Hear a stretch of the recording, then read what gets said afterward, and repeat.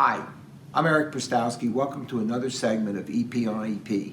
With me today is Dr. Jeremy Ruskin, longtime friend and one of the leaders in our field of electrophysiology, who is currently the professor of medicine at Harvard University and also the founder and director emeritus of the cardiac arrhythmia service at MGH. Welcome, Jeremy.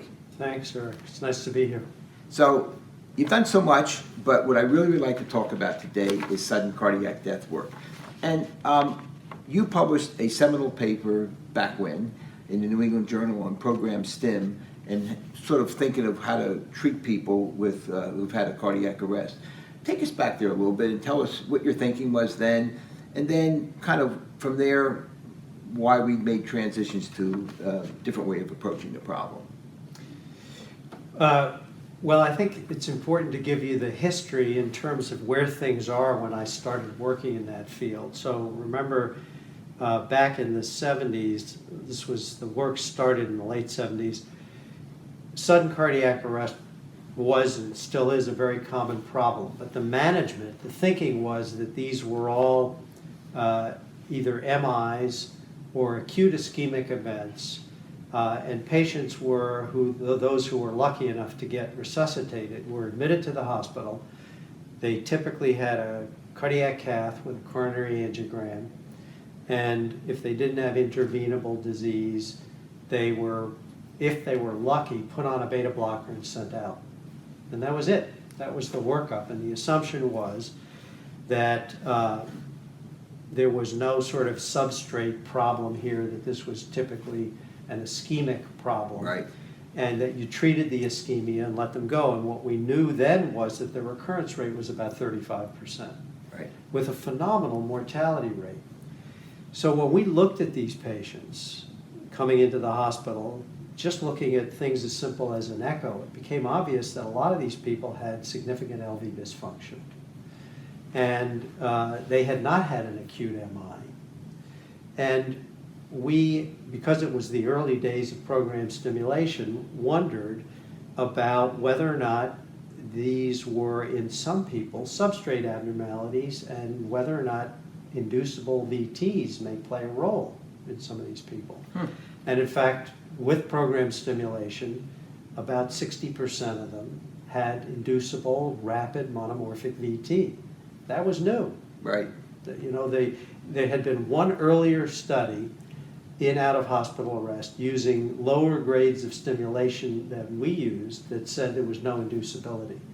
Therefore, this was not a substrate problem. And I remember, don't know if you remember. It was I remember. American Journal of Cardiology paper, excuse me, American Journal of Medicine paper, what we used to call the Green Journal. The Green Journal. I don't remember that paper, but I grew up at Duke, so I was really an SVT guy at WPW. So when I then went to my first job at Indiana, suddenly I'm seeing all these. And so your paper was critically important because this was a different way of thinking of these patients. Totally different. Yeah. So I think what that paper did was, what that work did was demonstrate that in at least a half of these people, if not more, there was a substrate abnormality. Right. And there were provocable arrhythmias that were reproducible. These were meaningful. They weren't nonspecific because it was fast monomorphic VT.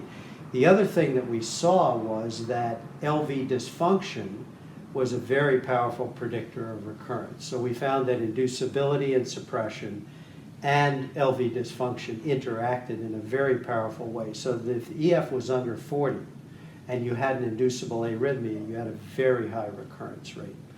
What didn't pan out over the long term was the suppression with drugs during serial testing. And of course that's where I entered also. And I can tell you a whole bunch of papers I wrote that are sitting on a back shelf now because who could care less, right? All of us were in that bed. That changed. But you caused me to do all that work. With the defibrillator. Well, I apologize. But I think the importance of that work was the demonstration that in a lot of these people, the problem was a fast monomorphic VT related to a substrate abnormality, and that the interaction of the electrical abnormality with EF were the two most powerful predictors. And in fact, inducibility is still an incredibly powerful predictor. That is true. Of event rate. So where do you think we are now? Now we're in the ICD era. obviously secondary prevention, I think everyone would agree. Where are we, in your opinion, on the primary prevention? I don't want to put you on the spot, but there's two camps. Some people think we're putting in too many ICDs. Some people think we're not putting enough. But where do you think we are? Right now? Yeah, I don't mind you putting me on the spot at all. I've never been afraid of the spot? Never been shy of expressing an opinion that may not be popular. Yeah, I think we put in too many. I mean, I think clearly the risk stratification schema that we have now is a blunt instrument, and I think it's a lot better than nothing. But Which is the ejection fraction. It's basically EF. Right. And I think that the value proposition using EF alone is not a good one. I think we put in far too many. Most of them, as you know, are never used. Right.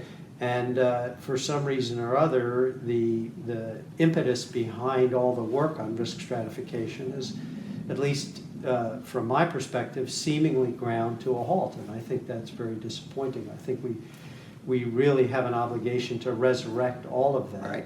I was just talking with someone this morning about T-Web alternates, which is a very interesting predictor. That's gone nowhere. That has gone nowhere, Right. and unfortunately, is not used at all. So I think to answer your question directly, I fit firmly in the camp that would argue that we have a lot of work yet to do on defining risk stratification and improving the value proposition in terms of when we implant primary prevention. I'm with you a lot on that with the ischemic heart disease, but I'm very impressed with the work being done with scar burdens in the non-ischemics, whether it be hypertrophic cardiomyopathy or the more common dilated. I'm starting to use that in my own risk stratification. If you have no scar, you're not at zero risk, but you're pretty low risk. Don't you agree? I do, and so I think it's very, very promising. I think that's exciting, but unfortunately, you can't kind of use that for the ischemics, right? So we're looking for a new tool. Yeah. I agree with you there. Well, Jeremy, it's been a wonderful discussion from where it started to where we are now. It's always wonderful having you. Thanks you. for having me. Thanks.